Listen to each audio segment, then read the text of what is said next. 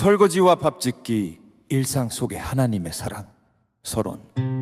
사랑하는 형제자매 여러분, 오늘 우리는 아주 익숙한 일상 속으로 들어가 보겠습니다. 바로 설거지와 밥짓기입니다. 이 두 가지는 우리 삶의 기본이 되지만 때로는 지루하고 피곤한 일로 느껴지기도 합니다.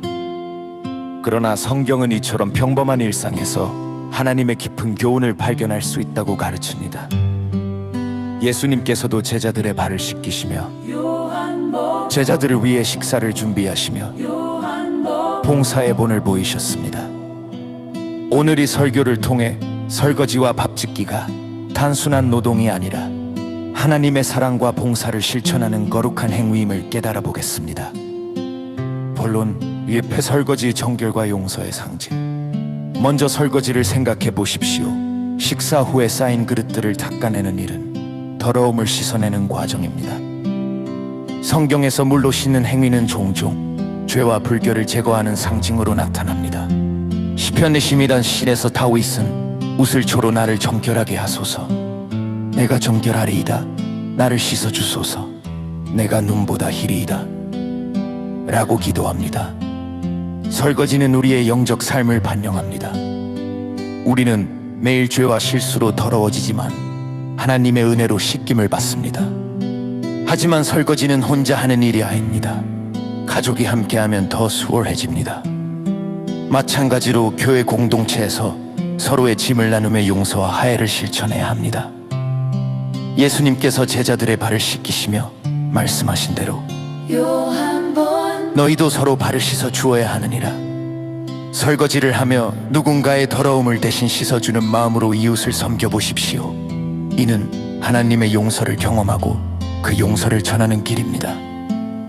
본론 이태 밥짓기 공급과 사랑의 표현. 이제 밥짓기로 넘어가 보겠습니다. 밥을 짓는 일은 생명을 유지하는 기본적인 행위입니다. 쌀을 씻고 불을 지피고 기다리는 과정은 인내와 헌신을 요구합니다.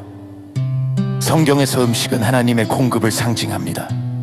출애굽기 12장에서 이스라엘 백성에게 만나를 주신 하나님처럼 매일의 식사는 하나님의 은혜입니다. 예수님께서도 오병이어의 기적으로 마태복음 10장 수천 명을 먹이시며 나는 생명의 떡이니 라고 선언하셨습니다. 밥짓기는 사랑의 표현입니다. 어머니가 가족을 위해 밥을 짓듯 하나님은 우리를 위해 영적 양식을 준비하십니다. 그러나 우리는 그 사랑을 받아들이기만 할까요? 아니요, 우리는 그 사랑을 나누어야 합니다. 누가복음 10장 소사마르다 예수님을 위해 음식을 준비한 것처럼 우리의 밥짓기는 이웃을 위한 봉사입니다. 오늘날 바쁜 세상에서 누군가에게 따뜻한 밥 한 끼를 대접하는 것은 하나님의 사랑을 실천하는 구체적인 방법입니다. 본론 삶의 일상 속 적용, 봉사와 감사. 설거지와 밥짓기를 통해 우리는 하나님의 계획을 봅니다. 이 두 일은 서로 연결되어 있습니다.